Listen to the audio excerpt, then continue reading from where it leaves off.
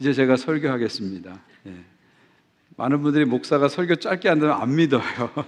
예. 왜냐하면 목사님들이 끝으로 마지막으로 결론적으로 하면서 계속 하시니까. 근데 정말 제가 두 분의 찬양 간증을 듣고 싶어서 아주 중요한 말씀만 좀 드리도록 하겠습니다.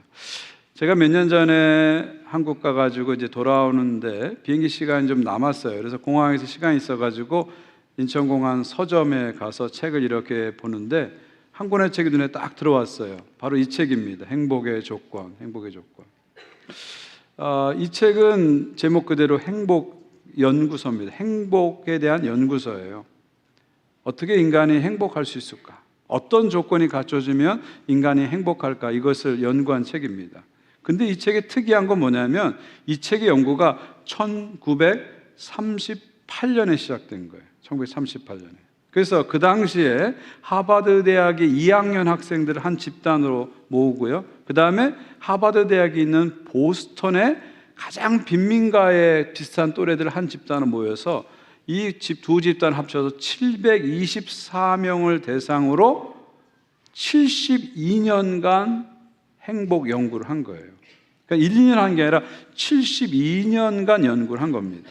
역사상 가장 최장기 인생 성장 연구 프로젝트다, 그렇게 얘기해요.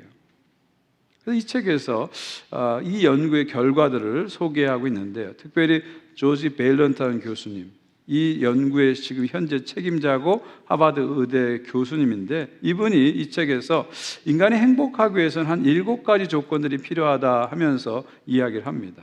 제가 한번 조건들을 7번부터 한번 여러분에게 소개해 드리겠어요.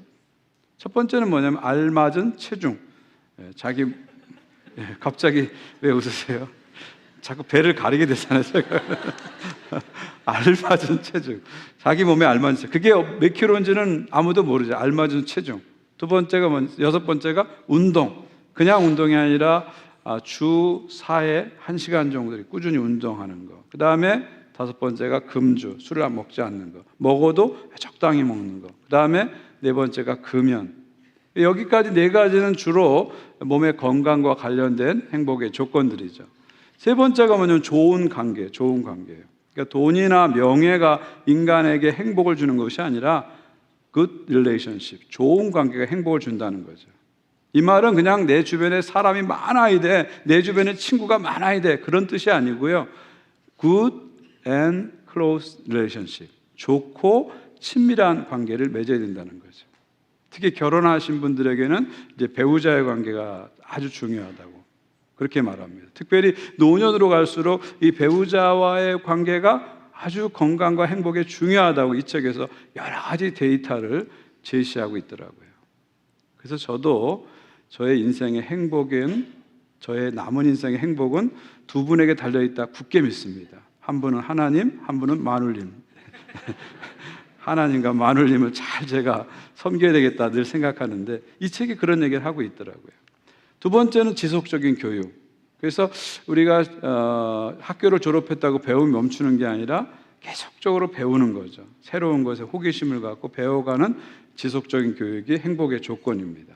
자, 그런데 지금까지 이야기는 여러분들이 많이 들은 공감하는 그런 얘기인데 1번이 특이합니다. 이 조지 베일런트 교수가 행복의 조건 1번을 뭐라고 얘기했냐면 바로 이겁니다. 성숙한 방어 기제, 이렇게 얘기했어요. Mutual Defense Mechanism, 이렇게 얘기했어요.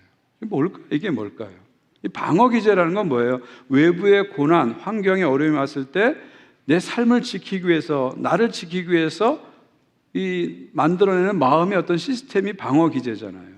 근데 이 방어 기제는 2가지가 있어요. 하나는 성숙한 방어 기제가 있고 하나는 미성숙한 방어 기제가 있습니다. 미성숙한 방어 기제는 뭐예요? 어려우면 원망하고 불평하고 좌절하고 낙심하고, 이게 미성숙한 방어 기제죠. 주변 사람들 원망하고 하나님 원망하고, 이게 전형적인 미성숙한 방어 기제입니다. 반면에 성숙한 방어 기제는 뭐냐면 어려움이 왔는데 그것을 유머로 승화시키고 신앙으로 승화시키고 가장 결정적으로는 이타주의로 승화시키는 것. 가장 성숙한 방어 기제가 이타주의다, 그렇게 얘기해요. 내게 어려움이 왔는데 그 어려움에 빠지는 것이 아니라 그 어려움을 통해서 다른 사람을 돌아보게 되고 나보다 어려운 사람을 돌아보게 되고 그래서 사명을 발견하고 의미를 발견하는 것, 이 이타주의가 가장 성숙한 방어 기제다, 그런 얘기합니다. 무슨 얘기입니까? 한마디로 무슨 얘기예요? 내 인생에 어려움이 많으냐 적으냐가 행복의 조건이 아니라 인생의 어려움을, 인생의 고난을 어떻게 받아들이냐가 행복의 중요한 조건이라는 거예요. 어려움이 없어지면 내가 행복하고 어려움이 많기 때문에 불행한 게 아니라 어려움을 어떻게 받아들이느냐, 고난을 어떻게 받아들이느냐가 행복을 형성하는 조건에 가장 중요하다. 이것이 바로 이 책의 중요한 결론입니다. 오늘 본문의 기자, 시편 119편의 기자 역시 똑같은 방식으로 성숙한 방어 기제를 가지고 자신의 고난을 극복해내죠. 119편 50절입니다. 이 말씀은 나의 곤란 중에 위로라, 주의 말씀이 나를 살리셨음이니이다.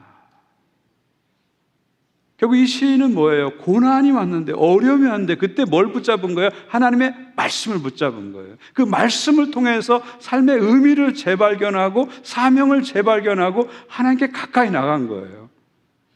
고난이 그를 무너뜨리는 게 아니라 오히려 고난을 통해서 한 단계 올라오게 된 거죠. 그래서 고백하죠. 주의 말씀이 나를 살리셨다. 언제요? 고난 중에 나를 살리셨다. 이렇게 고백합니다. 할렐루야. 예. 제 설교 여기까지입니다. 제가 여기까지 마치고 두 분의 찬양과 간증을 드리려고 합니다. 리고렌 목사님이 그런 얘기 하더라고요. 성도들에게 목사의 설교는 전문적인 세일즈맨의 말처럼 들린대요. 근데 성도의 간증은 상품을 써본 만족한 소비자의 말처럼 들린대요. 그러니까 제가 여기서 계속 설교도 여러분이 목사님 나를 설득하려고 하는데 이제 두 분의 간증을 실제로 들으면서 두 분이 어떻게 하나님 만나셨고 또 두 분 가운데, 두 분의 삶 가운데 하나님이 어떻게 역사하셨는지를 같이 들었으면 좋겠어요. 그러면서 우리가 어떻게 우리의 이 시대의 삶 속에서 우리의 믿음을 이렇게 드러낼 수 있을까? 어떻게 우리가 믿음을 증거할 수 있을까? 그런 고민들을 같이 나눴으면 좋겠습니다. 기도하겠습니다. 하나님 아버지 감사합니다. 좋은 기회를 주셔서 찬양과 간증을 통해서 다시 한번 함께 주 하나님을 바라보게 하신 것을 감사합니다. 이 시간을 통해서 성령의 감동이 있게 하시고 우리들도 사랑의 삶을 향해서 결단하고 나가는 귀한 시간 되게 하여 주시옵소서. 예수님의 이름으로 기도하옵나이다. 아멘.